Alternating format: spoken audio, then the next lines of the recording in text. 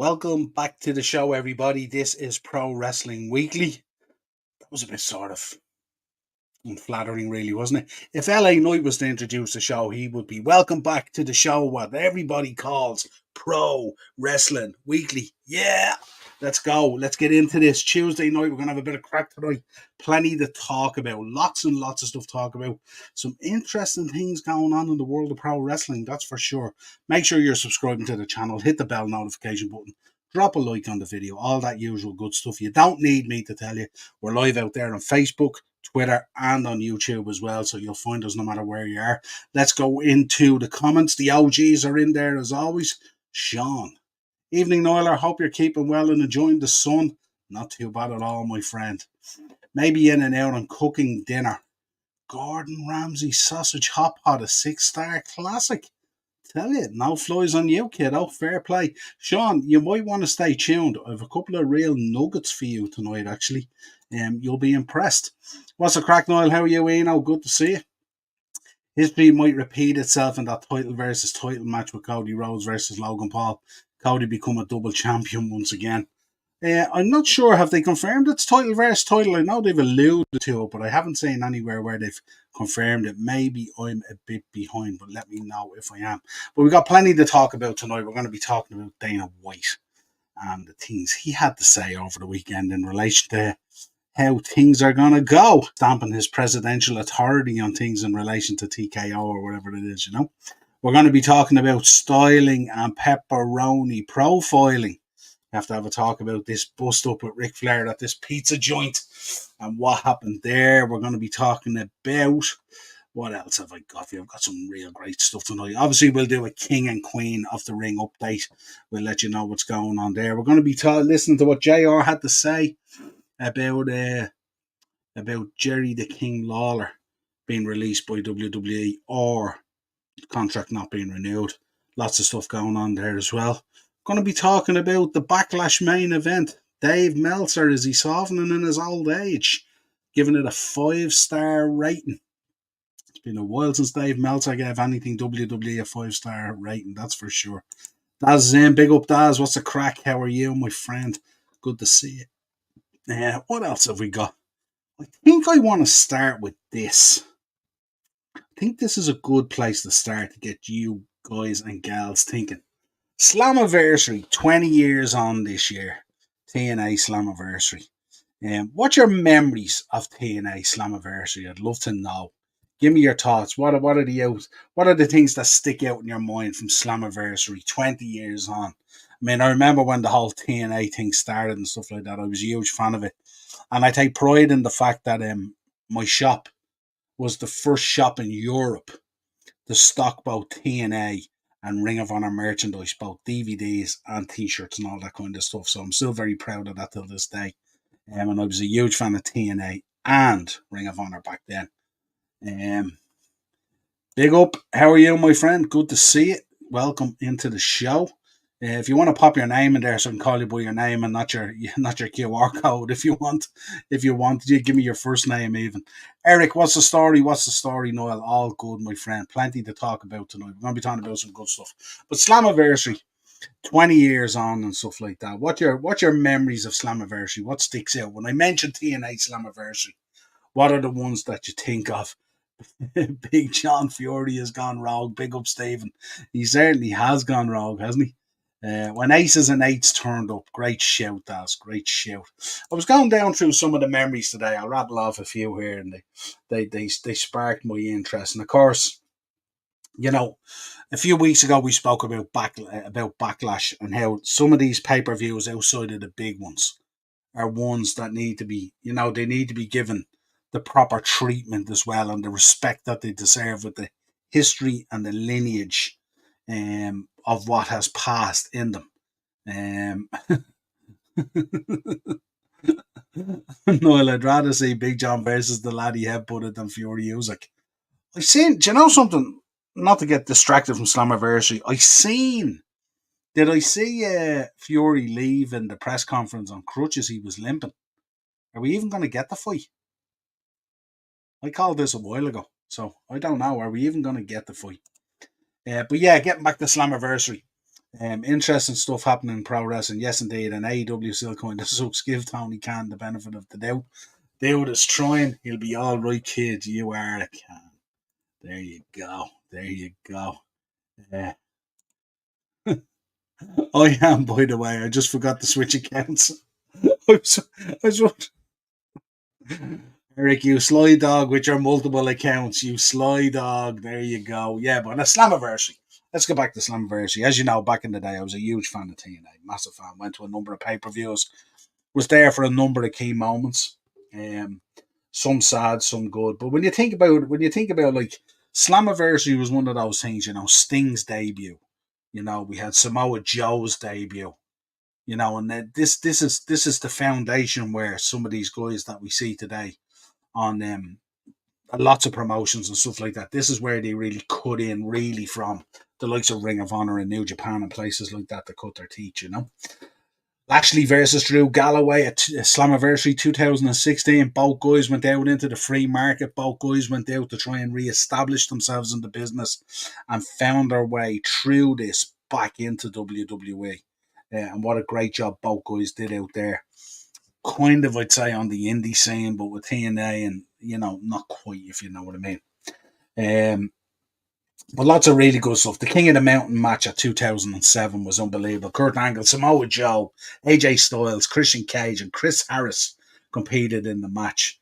And of course, that whole King of the Mountain concept and all was really cool because it was basically reverse ladder match, if you like. You had to climb the ladder and put the belt up, basically, or whatever it was. So TNA was always really cool that way with the X Division and with Lockdown and with the King of the Mountain match and lots of other stuff that they did.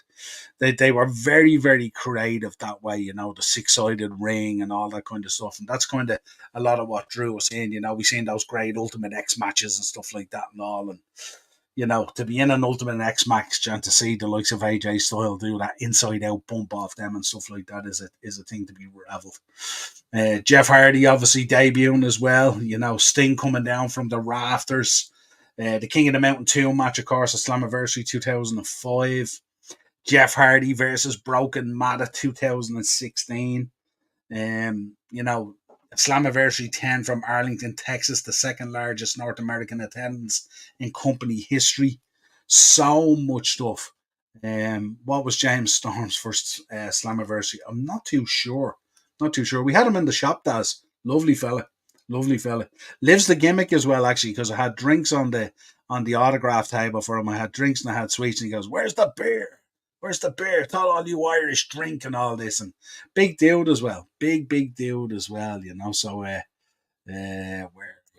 Stephen, I watched an hour-long documentary about the possibility of Kevin Sullivan being involved in the Benoit murders. I've seen it. And what did you conclude? I'll get down into that next comment. What was James Storm's first Slammiversary? James Storm was there pretty early as well. And that one that I mentioned, actually, the Chris Harris one. Chris was a part, of course, of America's Most Wanted, AMW. They were really, really good as a tag team. And then there was they split up and Chris Harris went out on a singles path. And then he ended up finding his way to WWE, where they kind of just ripped the piss out of him. They didn't buy into him. He was kind of the token TNA joke around the locker room and stuff like that. And it was kind of sad. So Dylan's in. I can't lie. I do think Sullivan killed the Benoits. Chris did steal his girl at the end of the day. Yeah, I don't know about that. That's a stretch. That would be a good conspiracy for Friday. Yeah, maybe it's an interesting one, all right, and it's been spoken about a lot, and all this talk about being in the dark arts and all that kind of stuff. I did get to meet Kevin Sullivan actually at the last WrestleCon I was at and stuff like that. So I had a decent chat with him about wrestling and stuff like that, and all. So it was pretty cool. But yeah, it's a conspiracy that's out there, but I don't know it. You can really go down these rabbit holes on this stuff, can't you? At times. What else have we got in there? AJ Styles and Kurt Angle winning the tag straps off Christopher Daniels and Kazarian at Slammiversary 2012. And that whole period in there, that kind of, 06, 07, 08, when we got some of those trilogies there with Joe and Styles and Christopher Daniels and stuff like that and all. So I thought I'd talk about this as well because there was a lot of information coming out during the week as well from Jeff Jarrett about how AJ Styles had to be forced out of TNA and stuff like that. And I'm not surprised. That was his home. Apart from Ring of Honor, that was his home. You know, the Impact Zone was AJ's zone, really, wasn't it? When you think about it, so pretty cool. We also had Bully Ray versus AJ Styles. Remember, Bully went on that sort of singles run and stuff like that, and got dickied up into that kind of biker gimmick and stuff like that and all, which was pretty cool to see him on a singles run as well and what he could do because we were so used to the Dudleys. Was pretty awesome as well to see. Yeah, we also got Kevin Nash with Alex Shelley versus Chris Sabin, Slammiversary 2006. Yeah, I remember that one. All right, that was crazy, wasn't it? They still play that to this day. It's mad, isn't it, when you think about it? Some of the stuff is just mental that's come out and stuff like that. So yeah, I thought I'd highlight it.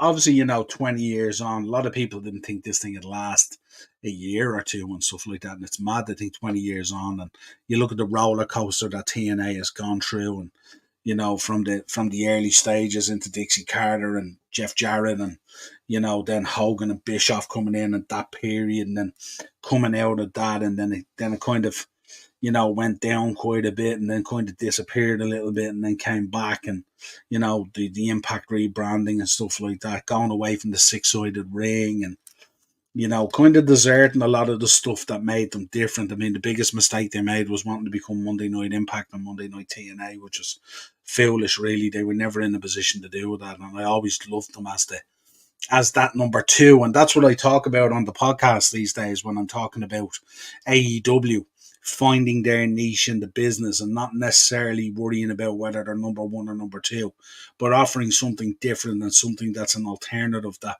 we could buy into and we can latch onto and stuff like that as well. Because it's always good to have an alternative. And I often said at times, when I wanted to just watch that kind of pure wrestling in those days, I always went to Ring of Honor and New Japan and TNA and stuff like that. When I wanted to watch a lot of gimmicked up stuff, kind of stuff, and dressed up kind of stuff, that and entertainment, that's when I went to WWE, So it's always good to have that kind of alternative. Eric, what are your thoughts on Hulkamania running wild on TNA? His team has become a meme for a wrestler, burying younger and up and coming talent. Yeah, look, history will show what happened at TNA was just absolutely crazy. I think what happened was, I think the boys came in and I think they sold Dixie a story, to be honest, now, and I did the evening with Eric Bischoff and all as well and stuff like that. But I think it was, I think she was sold a story, and she spent an awful lot of money foolishly. And the one thing that kind of hurt a little bit was when they laid down the law on the four-sided ring and moved away from the six-sided ring. And I know there's people out there and workers out there and wrestlers who always had a little issue with the six-sided ring and all, and the number of steps and when you're running the ropes and all that kind of stuff and all. But it was just such a cool concept, and it was something different. But yeah, there's plenty of memes out there, Eric, isn't there? Plenty of them. Let's talk about this. 19 years on. 19 years on, John Cena released with trademark the album You Can't See Me. I remember we sold a bunch of these when they came out. It was absolutely crazy.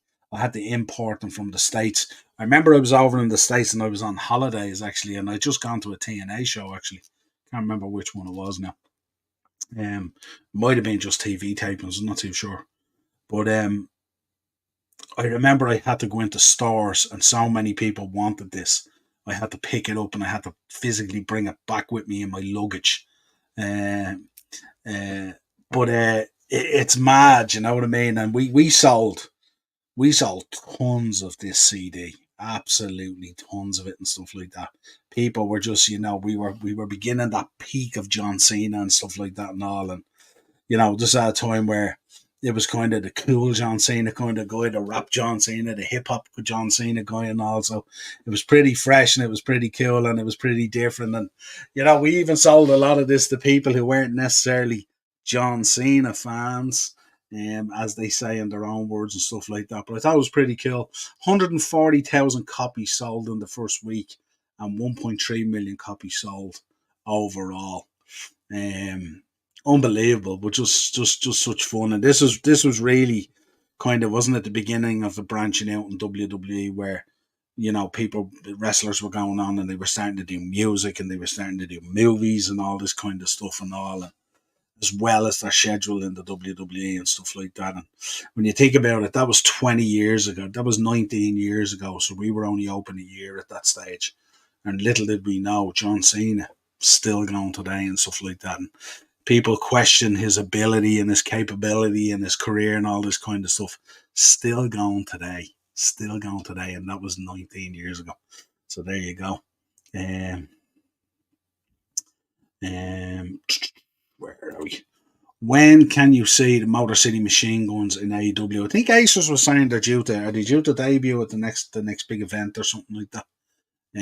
But they're absolutely fantastic. I can't tell you how much of a fan I am of the Motor City Machine Guns, and of both guys. I was actually supposed to do an interview with Chris Sabin a few months ago for Morris's channel, and it got changed, and we had a Speedball on, Mike Bailey, and it was a pretty cool interview as well. But we were supposed to get Chris on, and Morris was saying that might still happen eventually and stuff like that. Chris Sabin is a guy I'd love to interview.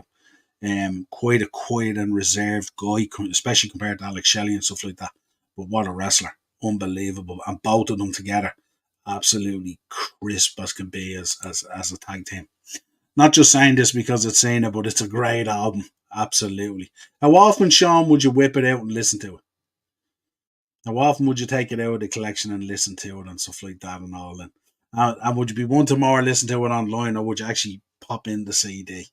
Be good to know, because I know you're a big fan. So I have to drop these things in there for you. I'm always each week, Sean, looking out for a bit of ECW or a bit of John Cena for you that we can include in the show, because you're like the rest of them in here. You're an absolute regular, so it's great when we can do that. When do you think we get the Motor City Machine Guns, and where are they going? They're gonna go. They're gonna go wherever the books go, because I think that the sensible way to go with this is to get them to feud with the books. They've so much history with the books. They've wrestled the books up and down the length and breadth of this world for years now at this stage. So it would make sense kind of to start off there. That would be the way to bring them in and start them off and stuff like that. Now they'll have chemistry with anyone they work with, because they're such a good tag team. But probably that's where I would be thinking. C Nation certainly ran wild on Nexus. Yeah, absolutely, absolutely fed. I collect CDs, but I don't usually listen to the CD more than once in its entirety. I listened to Bad Man for ages. There you go, Bad Man for ages. Yeah, we thought we'd put that up there anyway as an interesting topic. We could do a collector's corner for my CDs alone if there's a music alternative show.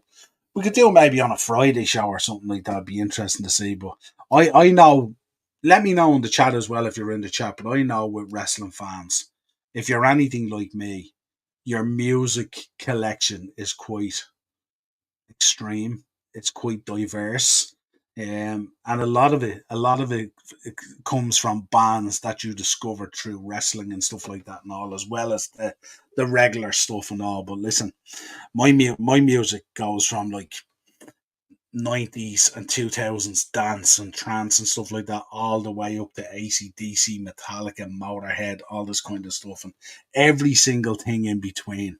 It's mad. Actually, I was listening to I was some song came on yesterday or the other day in the house, and I knew the song straight away, and I was able to tell them when they were going, that song. It was mad. Yeah, I only have DVDs and books. Yeah, absolutely. But you have music on your phone or whatever, does do you? Like you'd have a music collection, even Spotify or whatever it is and stuff like that. But I just know with wrestling fans. Are you disappointed WWE has stopped making DVDs and Blu-rays? Do you know, Eric? It's twofold for me, because yes, I am, because we obviously sell DVDs in the and Blu-rays in the shop, so that's part that side of it. But the other side of it is, I know there's a lot of guys who used to come into us who were collectors. Sean is actually one of them. Sean's a huge DVD collector. And these guys have like hundreds of DVDs, from tag classics to shoot interviews to documentaries to all the pay-per-views and everything else in between and stuff like that. And not only was I disappointed that they stopped doing them, I was disappointed in the abruptness and the manner in which it was stopped.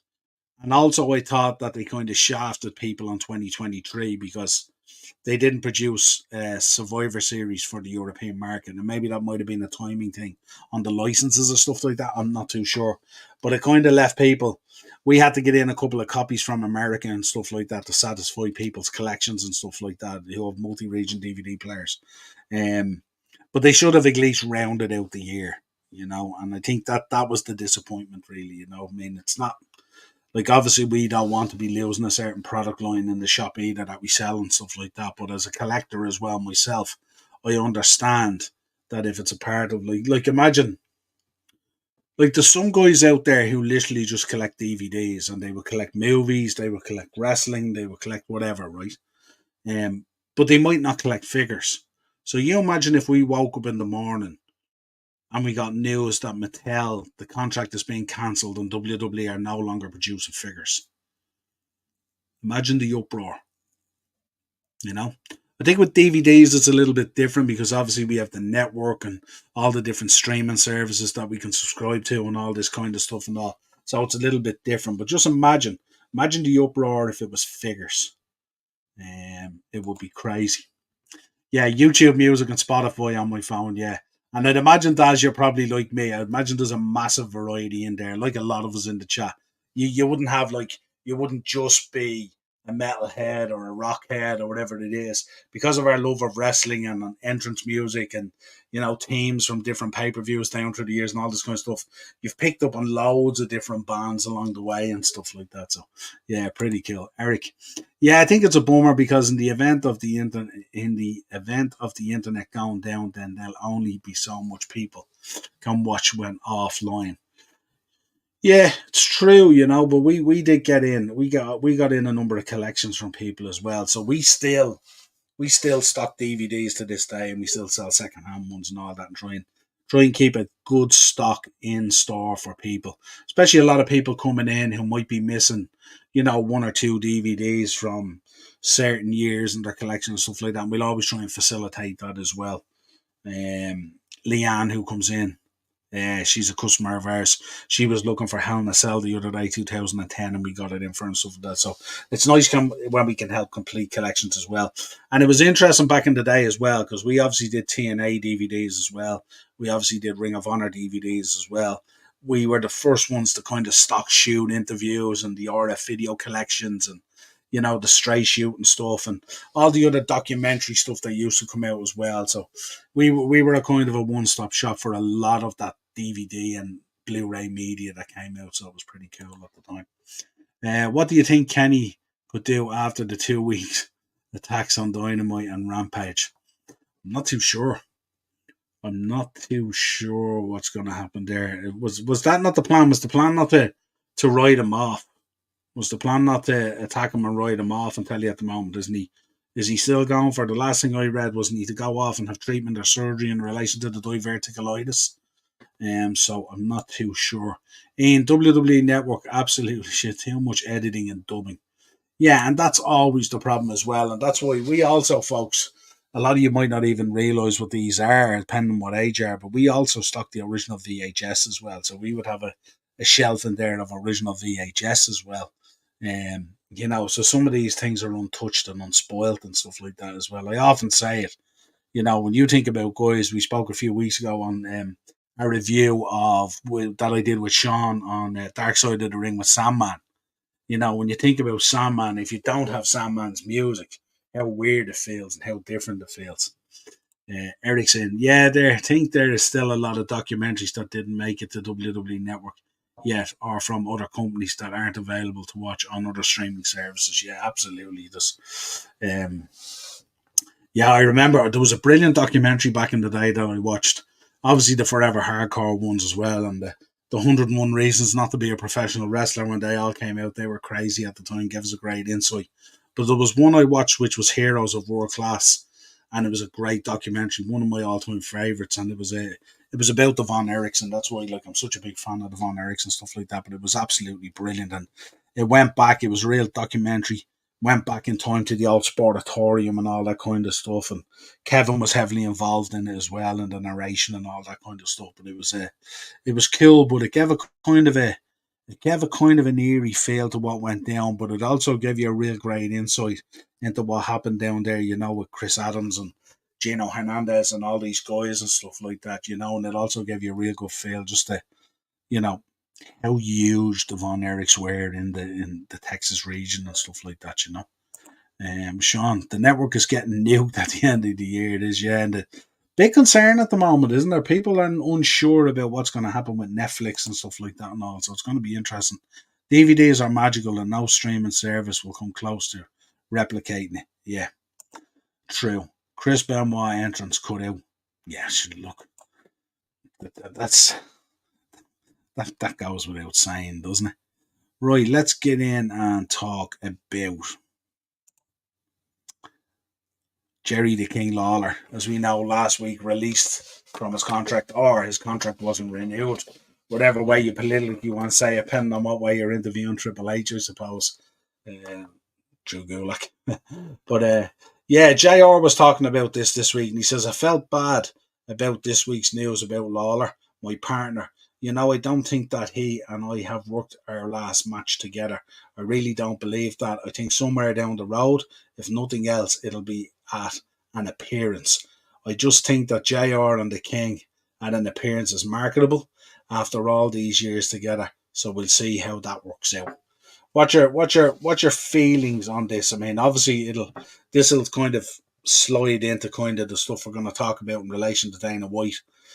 Some interesting stuff coming out there. For me personally, quite disappointing. Especially on the idea of the premium live events moving back to the Sunday. I love the Saturday one because you could have that Sunday then for recovery. Most people are off on the Sunday. At Richie Hodge, Benoit is still on the network. He's on there, all right, yeah, but they cut out a lot of it, don't they? Puppies, yeah, the puppies, yeah, absolutely, yeah. But this is an interesting take on this, wasn't it? And you would kind of have to. You will kind of believe that we haven't seen the end of these two together. And I think JR went on to make the point, not necessarily talking about AEW or anything like that, but we'll see what would happen and what happens and stuff like that and all. But I think he does make the point. I think if these two were going around doing evenings where they could talk about all wrestling road stories or whatever it is and stuff like that, it'd be really, really cool to attend one of those events. Or, if you got the two of them together for a kind of a Q&A session maybe at a For the Love of Wrestling or, at WrestleCon and stuff like that. I don't know at the moment in terms of both their health situation, in terms of traveling transatlantic and stuff like that. I'm not too sure. Everyone knows my personal history with JR and stuff like that and all from the Mania 24 trip and stuff like that. But we move on from that stuff. But yeah, certainly interesting and stuff like that and all. It certainly could be a good one. He's on there, but he's unsearchable. So, for example, at SummerSlam 2004, you can flick through the matches instead of Randy Orton versus Chris Benoit. It says Randy Orton challenges for the WWE title. Yeah, what's the other one? The Royal Rumble one, isn't it? Is it Royal Rumble 2004?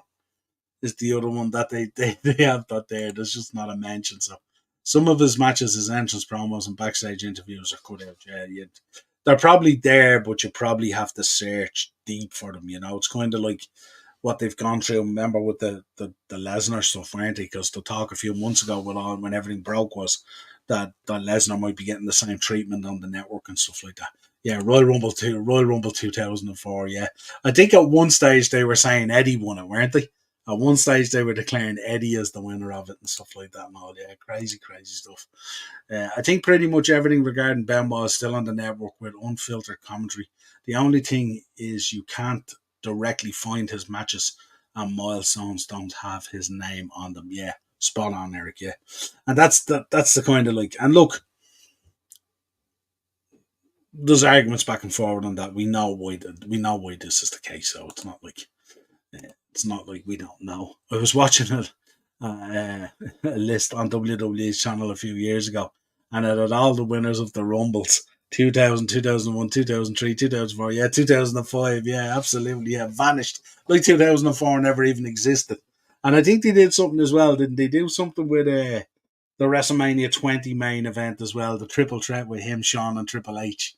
Yeah, there was something about that as well, as far as I know. But look, it's very hard to erase history, especially for a guy who's, so intertwined in the business and was such a focal point for a lot of his career in there and stuff like that. And obviously, things the way they went was absolutely horrible and stuff like that. And everyone has their own views on it and stuff like that. But history is history, isn't it?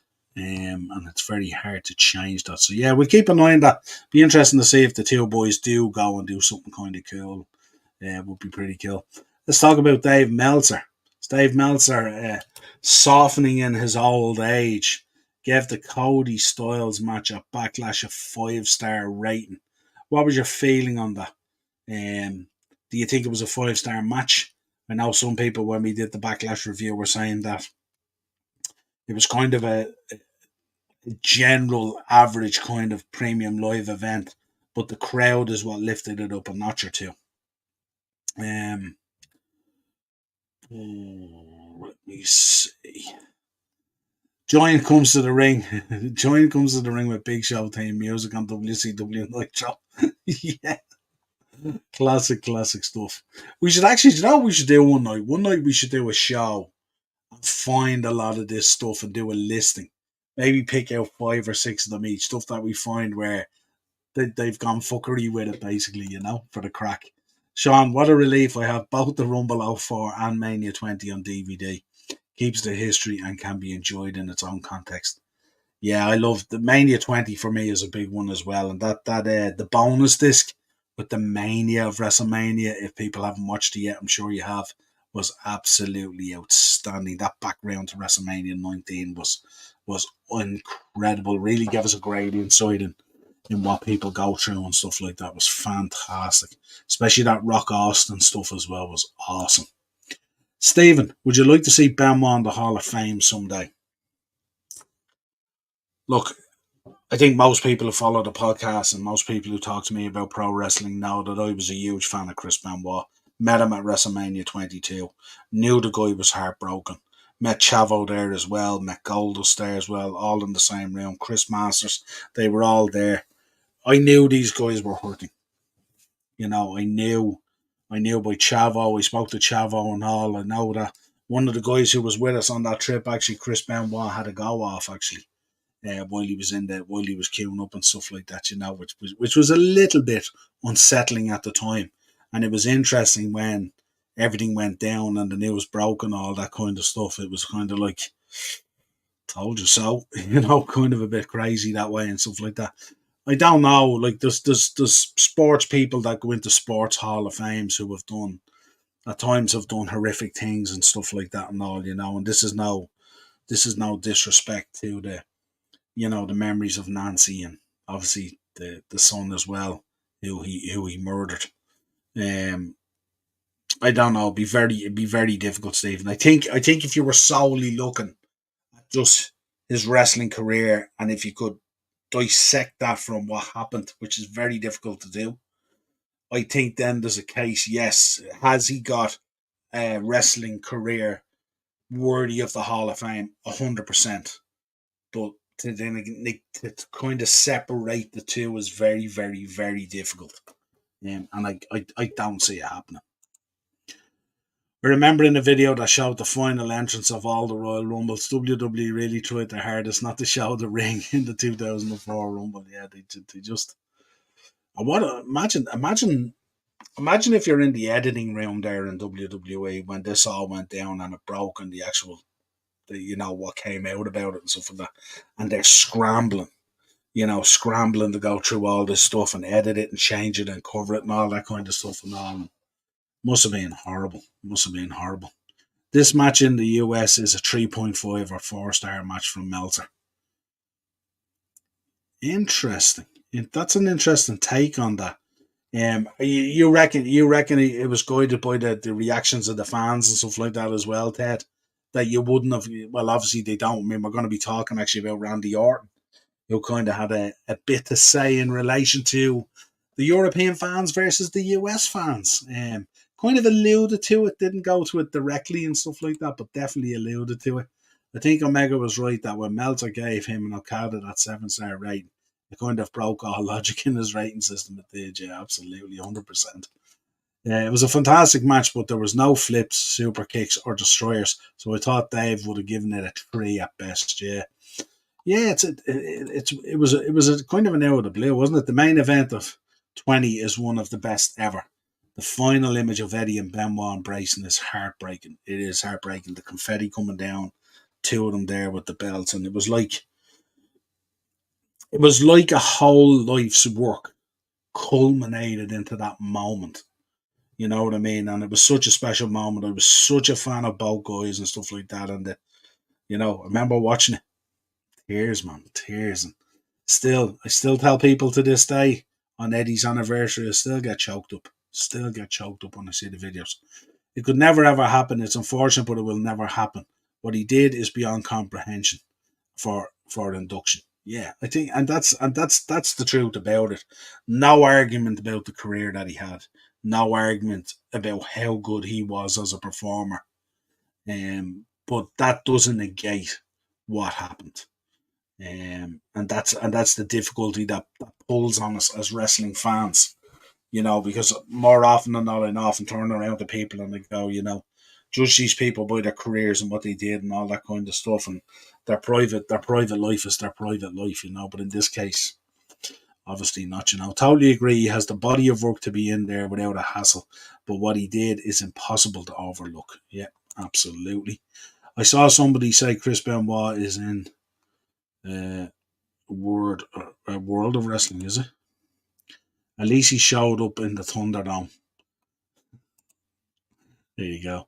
I think the match was a solid 4.5. Yeah, I think I have to say, and I said it, I enjoyed Backlash and stuff like that, and I thought actually the crowd actually pushed the performers on and stuff like that, because for a pay per view that didn't really leave a lot to the imagination in terms of outcomes and stuff like that. And okay, we got one or two, but didn't really, like, we kind of fundamentally knew what was going to go down and stuff like that.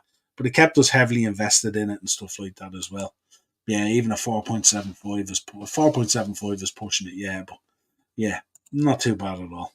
Um, yeah, the fans made a huge difference. The whole pay per view could tell everyone was buzzing being out there. I wouldn't say that match was the best Styles match I've seen in WWE. No, but certainly, do you know something? It's one of his better matches that I've seen where he was actually invested and kind of interested. With AJ, sometimes you get the feeling he's kind of going through the motions a little bit, unless he's kind of excited about it and stuff like that. And you can see from a number of his WrestleMania matches as well, they just don't hit. They don't hit what we're expecting them to hit. We often get disappointed. Being huge fans of AJ Styles, we know what's in there and stuff like that. So incredible performer. Um, Unless I'm wrong, it's the first 5-star he has got in WWE. Yeah, that's what they were saying actually. They made the point about that. Yeah, good shout. As for Benoit and the Hall of Fame, it'll never happen because his career would warrant him going in as the headliner, and they will never let him headline. Yeah, no, I think that's a good point actually. The street fight got 4.75, which I think would have been more deserving had Tangaloa's debut gone a little better. Yeah, and I thought actually that was one of the matches on it that I thought was one of the better matches. I really enjoyed it.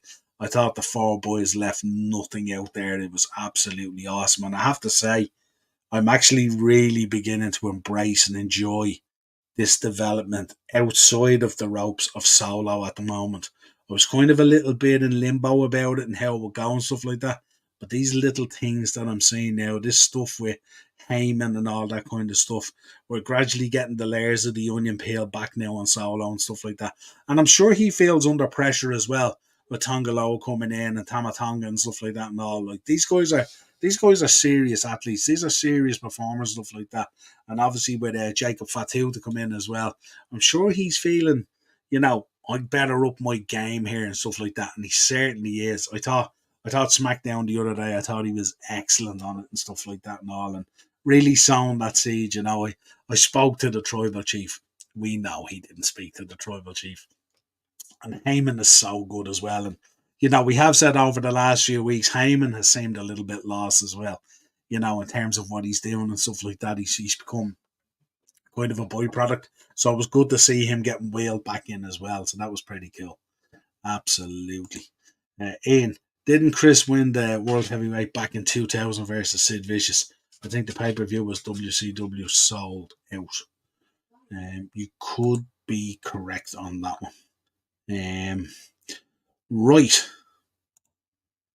Styling and pepperoni profiling.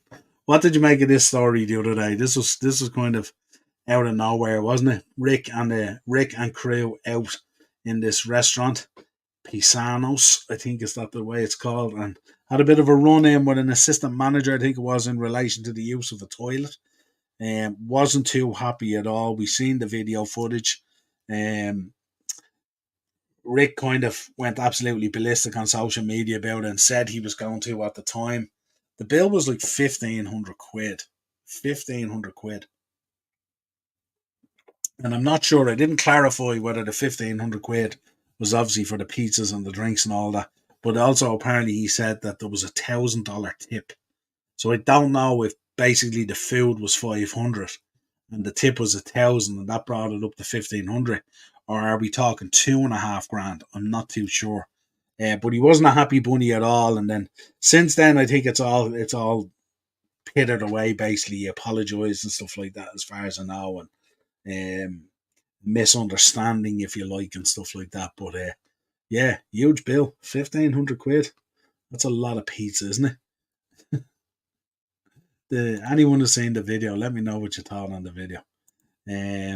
Ric Flair is a dick when drunk. Surprise of the century. Absolutely, yeah. 100%. 100%. And it's mad, isn't it, when you think about it, Eric, that you go from that. Sean's just said it there. He'd have a heart attack if he ate a Temple Bar. But see, the thing about it is, he's often gone around where he'll run up a tab and like he'll expect someone to pick up the bill.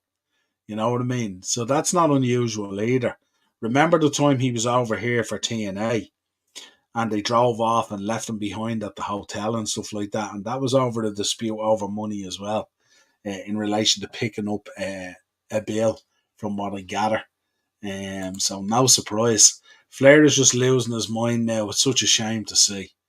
Yeah, I think that's part of it as well, isn't it? And it's weird as well, to be turning around spending that type of wedge in a pizza place and the week before then telling us about the heart attack during the last match and all that kind of stuff. So crazy stuff. But I think we're going to get more and more of this as it goes along and stuff like that. And we're just going to have to digest it and take out of it what we think and all that kind of stuff, So I'm not too sure what way this is going to go, but it's certainly going to be interesting, to say the least. What else have we got? Let's talk Randy. Randy was talking. Obviously, he was comparing. He was talking about the audience, obviously, at Backlash and the fans and stuff like that. He says, "Do you want me to be honest?" He was appearing on the Adam. It was one the Adam Apple show or something like that.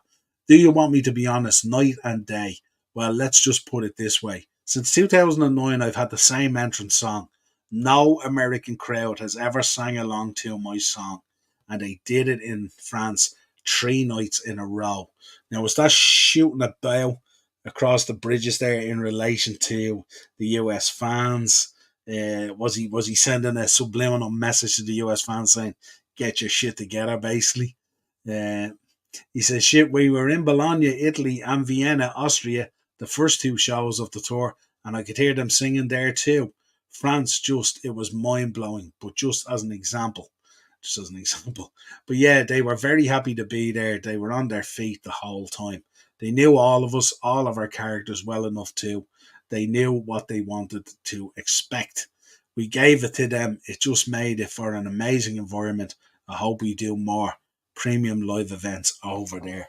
So yeah, they must have been blown away by this. I mean, the crowd was absolutely sensational, and I can't imagine if you're in there as a performer how that feels, where you're getting that reaction, that back and forth, and it's non-stop. And with that French crowd at Backlash as well, from minute 1, from bell 1, all the way through, and even the kickoff show, it was on their feet non-stop, and you could see it even in the main event with AJ and Cody there and all, and the crowd were going crazy. electricity was flowing through them. You know, it was pretty cool. But absolutely, but it's not unlike our friend Randy to send messages when he has to, you know, and stuff like that. Um, Sean, Pizza Man should have hit him with the iron claw. He's right. Europe are the best fans in the world. We won't argue with that. Sure, we won't. Ahem, ahem. Come to the Aviva. Ahem, ahem. Absolutely. Eric, what are your thoughts on the up and coming Bray Wyatt tribute act faction? I said it already on a couple of shows. I really don't know how I feel about this. I don't know. This has to be done in a very certain kind of way. Um, you know, there's a lot on the line in relation to this. And I think maybe that's why they're taking their time with it. And I think maybe that's why we're getting these different messages and stuff like that coming through and stuff like that. Maybe it's to kind of test the water a little bit and tiptoe it along. Because I'm not sure. I'm not sure even inside the walls of WWE Creative. I'm not sure if they're convinced this is a road they should be going. I'm not too sure. Let me know your thoughts. Should they be leaving well enough alone, or I don't know. The US get every event and they're really boring aside from a few places, but Europe are grateful and cherish it. Yeah. I suppose, do you reckon it would be the same in Europe, Sean, though, if we were getting the same volume? You know? You know, like if we were sitting here in Europe, let's say mainland Europe if you want. If we were getting SmackDown and Raw every week and if we were getting house show circuits going around, you know, every month or every 2 months and all that kind of stuff and premium live events being thrown at us, hopefully not at the cost that they're being thrown at the moment and all that kind of thing. I wonder would it feel the same, you know what I mean? It's and then obviously if you look at US fans and all, US fans have been there, done it all, seen it all. They've seen all the great WrestleManias, they've seen all the great wrestlers and the icons of the business, all that kind of stuff. And maybe they have a certain expectation. And maybe more often than not, maybe WWE maybe just doesn't hit that expectation. And maybe our expectation is kind of a little bit lower. And maybe because maybe it's a different feel in Europe as well, that when we pay good money for events and stuff like that, we want to get our money's worth. We want to feel that we're part of the show.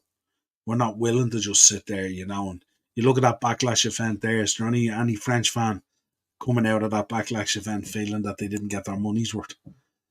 I like how spooky it is, but I also know how Bray Wyatt's work, while very creative, is also very hit and miss. Yeah, and that's the concern on this, isn't it? The concern on this is that they bring it back and it's kind of hokey or it's kind of crappy, and then it drifts away again. And like we want to, you know, it's just I don't know. They need to be so careful with it. And are they honouring his memory or exploiting it? Well, I think there's. I mean, in terms of exploiting it, I mean, the exploiting it would be. You got to remember, there's a partner there, and there's kids as well, and they obviously have a vested interest in it as well.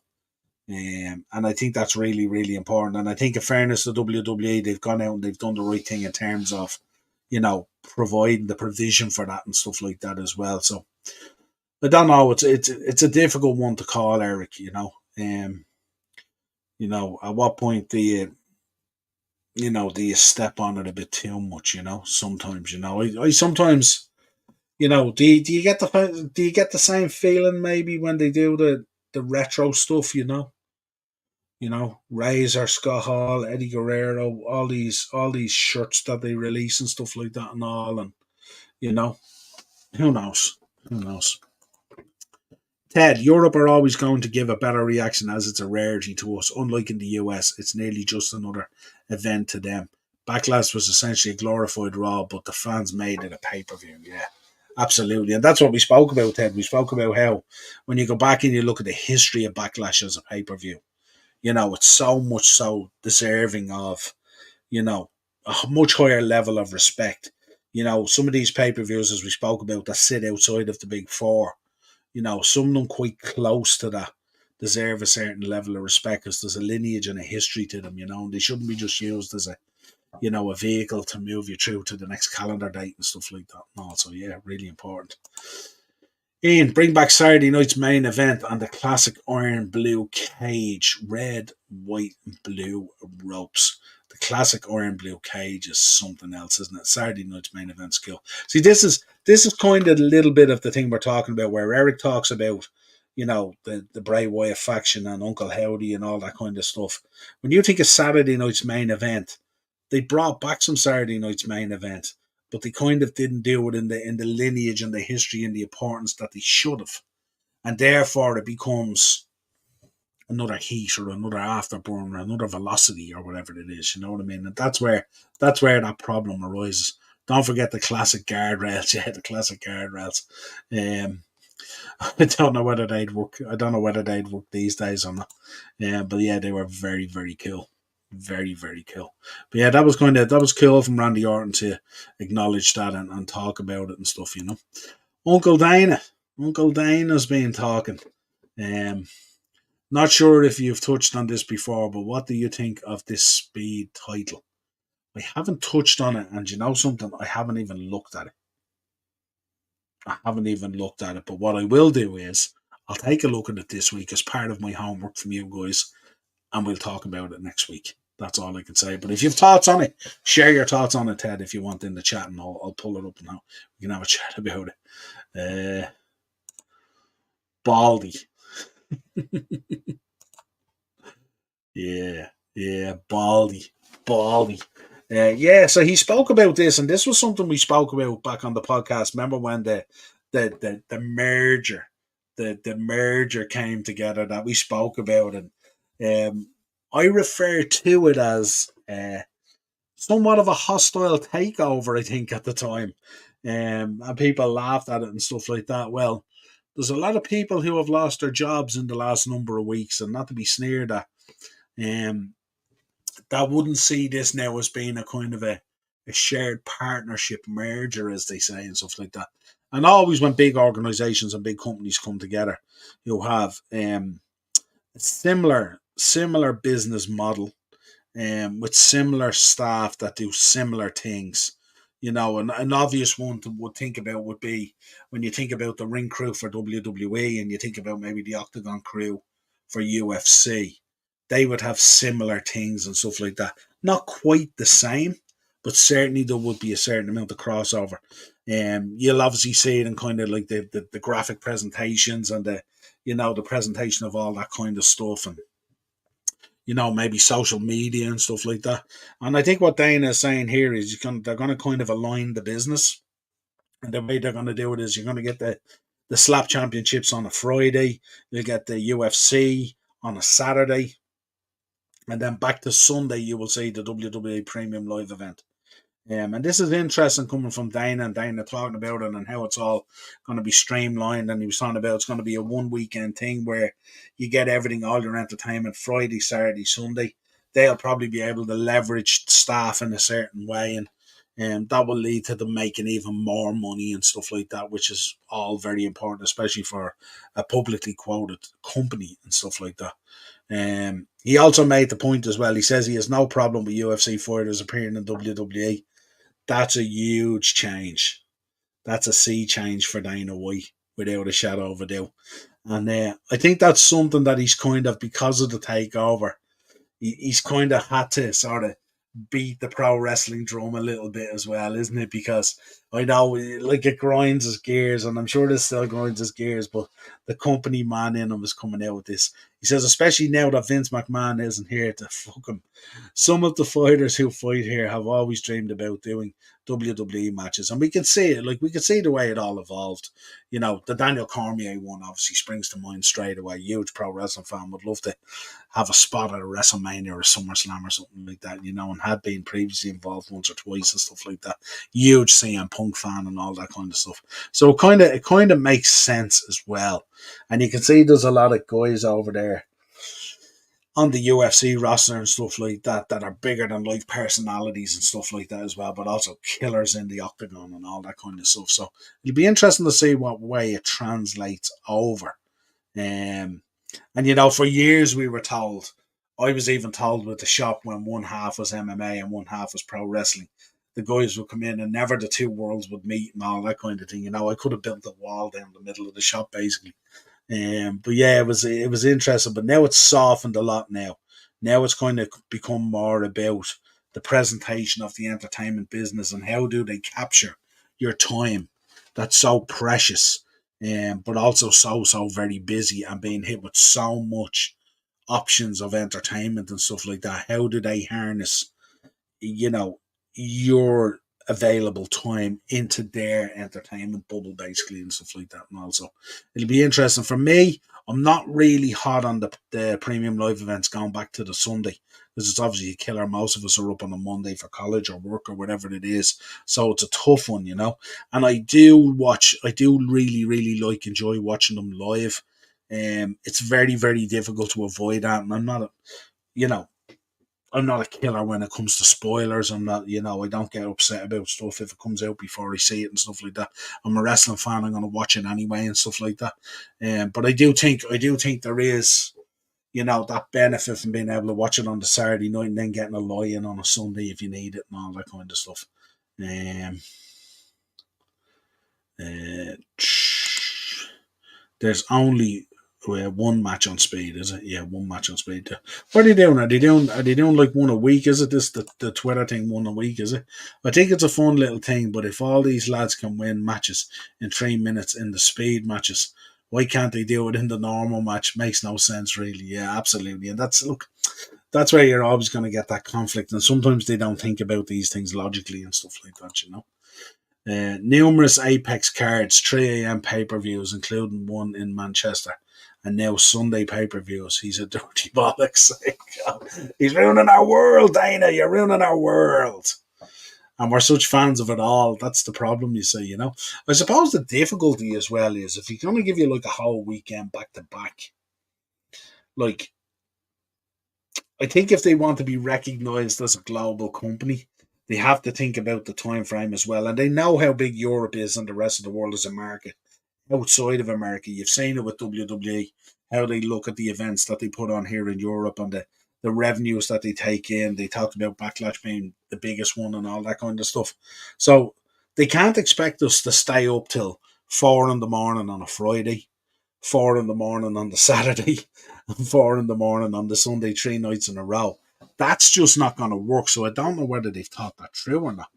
And there is, regardless of how they feel about it, there is crossover. I think most of us guys here on this podcast and in the chat and stuff like that would be a fan of martial arts and the UFC as well as WWE and pro wrestling. So, and then imagine, I just don't see how you can just do the 3 nights like that. You would be absolutely wiped out.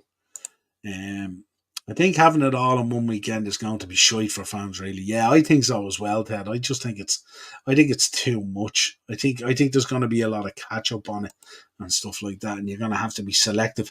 If there's a brilliant UFC card, you'll be drawn towards that. Like, you think about it, if they put on a premium live event the weekend of McGregor and Chandler, where are we going to go? Where are we going to go? I stay up on Saturdays and Sundays, college or not. Do you stay that late into 4 or 5 in the morning and stuff like that? Because remember now, they're doing press conferences after these things and everything now. So like it's a lot. I mean, I was watching the pressers after Backlash as well. I don't think I got to sleep till about. Well, no, because it was in France, it was different. But if that had been a normal event, I probably wouldn't have got to bed until about 6. Please get rid of the money in the bank stipulation. Should it only be cashed in when the champion is good and ready for the show or event? Nah, that's the whole idea, is to take advantage. You've put yourself through the wars to win it, and you have to have the upper hand and the advantage and the timing of when it's cashed in. So that would negate it away. There's no point in you cashing in your money in the bank on a guy who's perfectly healthy standing there and hasn't wrestled. Why would that make sense? But Saturday is so much better. It is so much better. Only fair. Only fair. Let's see. But in fairness, I hate when UFC clashes with WWE, but now could they clash with AEW? Well, if this is the way these weekends are going to go and you're going to have Friday, Saturday, Sunday, I mean, AEW would be doing well to, you know, avoid those weekends, I would say. Avoid them. Just to back up my last point, they have an event in Manchester, and instead of being in UK time, they're keeping it US time. So the main card starts at 3 a.m. in the UK, despite being in the UK. But that's what they're doing with that Manchester card. So it's still going to be on American time, even though it's in Manchester. That's not good. I don't like the sound of that. I wonder how they got a license for that. It's interesting. How the event got a license? Because that's going to kick off. That's going to run down 1 a.m., isn't it? Starts 3 a.m. in the UK. Normally they're a 1 a.m. start, aren't they? 1 a.m. to 4, isn't it? Normally 3 hours or whatever it is. Wonder how they got a license for it and stuff like that, because I assume they'd be still serving food and drink and all that kind of stuff. That's interesting. I didn't realise that. I didn't pick up that good one, Sean. You think people are staying up for Power Slap? I'm not necessarily saying I'd stay up for it, but I kind of do enjoy it a little bit. I do enjoy it. Nothing like a good slap, huh? I watched UFC 266 and Extreme Rules the night after and had skill. Gas crack, but it takes a toll. It does take a toll. It's alright for you younglings in the chat and stuff like that, you know. When it gets to my age, sleep is very, very important, you know. Heels ain't cashing in on a healthy champion. Give me a broken down, battered champion and cash in on him. Absolutely, Ted. No one's wasting their money in the bank that way. Prelims are 1, main card for pay-per-views is 3. Is it that late? I didn't realise it was that late. I always thought the prelims were kind of 12 till 1 or something like that. I didn't realise. Yeah, spot on. That's really late then. Does that mean you're going till 6 or 7? How did they get a license for that? I don't understand how that worked. That's weird. Interesting. I have to dig into that for next week, but that's weird. But yeah, Dana kind of prioritising the UFC into the luxury Saturday spot and stuff like that. So it'll be interesting to see from a WWE point of view what way they go and how they answer to this and stuff like that. I haven't seen a lot of reaction from Triple H and Nick Khan and stuff like that, how they feel about this and all. And it was interesting that it was Dana who kind of gave out the information and the idea. I thought an announcement like that would have been a broader audience, if you like, and stuff, you know. So, but there you go. There you go. What else have we got? Let's see. What else? I haven't even spoke about it yet. Sure, we'll start with this slide, actually. This slide's a good starting point. So this is what we have. A couple of matches already confirmed for King and Queen of the Ring coming up May 25th. Roughly 11 days away. Interesting. Sorry. So we have obviously announced Logan Paul versus Cody. Let me know, folks, if they confirmed this is this a title versus title, or is this just going to be a straight up WWE Championship? I think it's going to just be a straight up WWE Championship, from what I can gather. Be kind of weird if it was title versus title, to be honest. We've also got Becky versus Liv Morgan. We know that Becky's contract is still a little bit up in the air at the moment, hasn't been re-signed. So it'll be interesting to see what way this match goes. Is this the match where Liv gets the belt? Let's see what happens. Get your thoughts in on that as well. Daz, how was Raw last night? Decent, I would say. Decent. Staying up is a young man's game. It is a young man's game, and I did it for years. I'd find I'd be fine when I wake and then useless in the daytime. Yeah, I'm the same. You got to remember as well, like if I'm staying up on a Friday, I work on a Saturday in the shop, and then I'm closed on the Sunday, and then I'm open Monday. For pay-per-views, they do early prelims at 11, prelims at 1, and main card at 3. Okay, they should just move it to the US or to us. They should just move it to us. Yeah, I think so. Yeah, absolutely. 100%. I think they did it once before, but it's grim. Yeah, absolutely. Horrible. Like, and it just makes no sense, you know? The main event confuses me. I don't know if it's winner takes all, or moreover, I don't know if it's a good idea. I'm the same, Eric. I'm a little bit confused on that as well. I'm looking forward to the Sami Zayn match as well. That's going to be very, very interesting. Both boys have been going at it with Sami now over the last month since Sami took the belt at Mania. So that's going to be interesting as well. What have we made of what have we made of um, the actual King and Queen of the Ring? Obviously, we've got Jey Uso versus Gunther. We've got Io versus Lyra Valkyrie. But then we've got a couple of matches coming up this Friday. Randy Orton versus Carmelo Hayes, which I think is going to be a belter. Tama Tonga versus LA Knight. Bianca Belair versus Tiffany Stratton. And Jade Cargill versus Nia Jax. What are you thinking on these? Who do you see clinching the final spots kind of on the SmackDown side of things? Let me know your thoughts. Yep, Cody and Logan is title versus title. It is title versus title. Interesting. Interesting. So I presume if Cody, like if I presume Cody's not going to lose. I'm just going to put that out there now, right? So if Cody ends up winning the US belt, what the hell is he going to do with it? Does he relinquish it then? And then do we have a US title tournament over the summer, culminating maybe at SummerSlam or Money in the Bank or whatever it is, or does it win as one of the Money in the Bank matches? Seems strange. Seems strange as well. Logan coming out of that title as well. Has he got other stuff on at the moment? Is his schedule not allowing him to be around as much as he originally wanted? Seems a very weird move. If that UFC is on at 3 a.m. in the UK, they're going to heavily regret it. Just thinking how fucking hammered that crowd is going to be. It's going to be awful. Coffee, make friends with it. That's how you stay up. Absolutely not. Never drank a coffee in my life. Believe it or not. That Cody versus Logan is ending in a DQ. Not a bad shout, Ted. Not a bad shout. Randy and Jade. You're going with Randy and Jade. Interesting.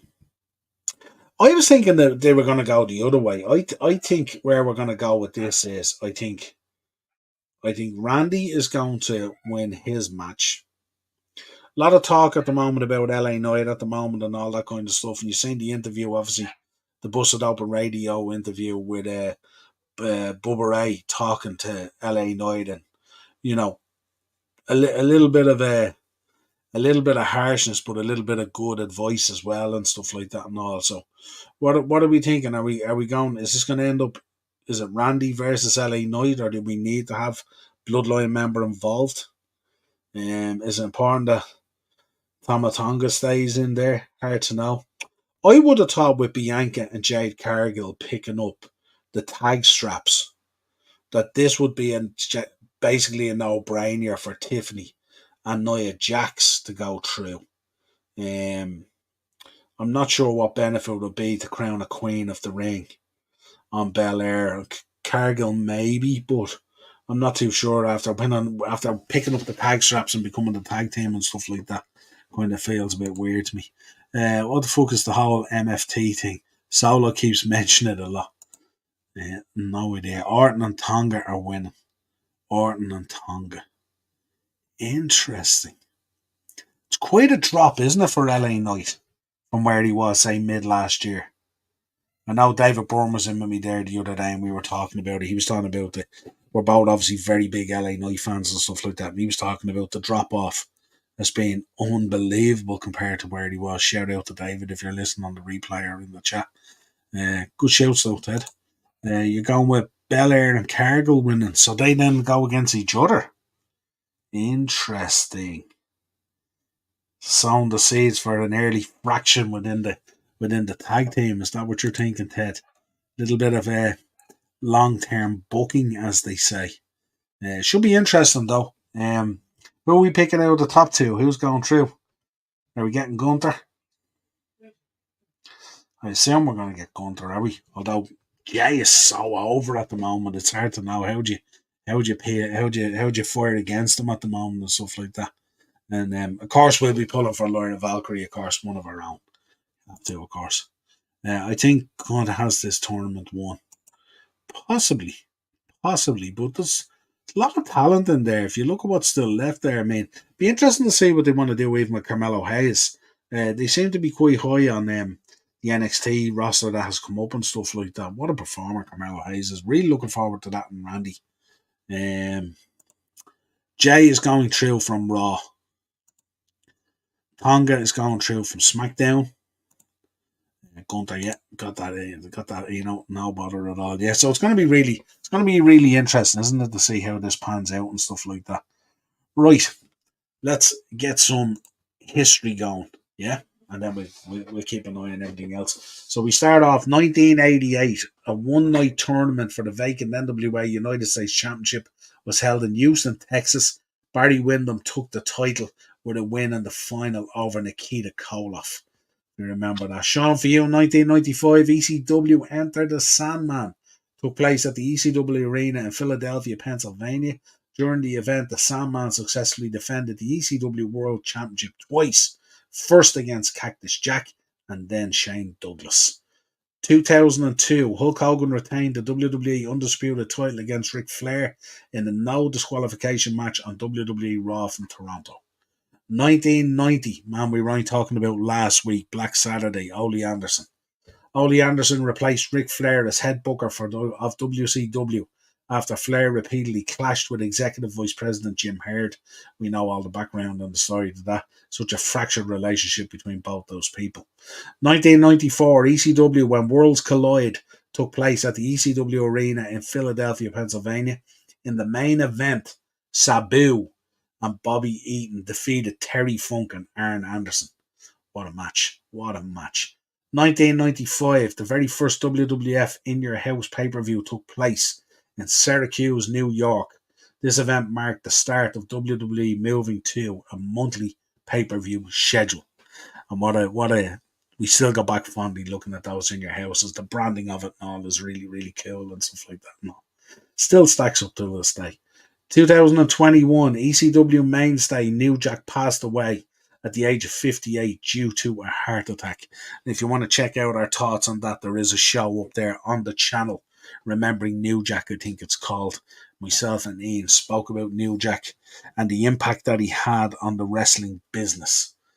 So worth checking out. 1992, Mexican wrestling promotion AAA is officially launched.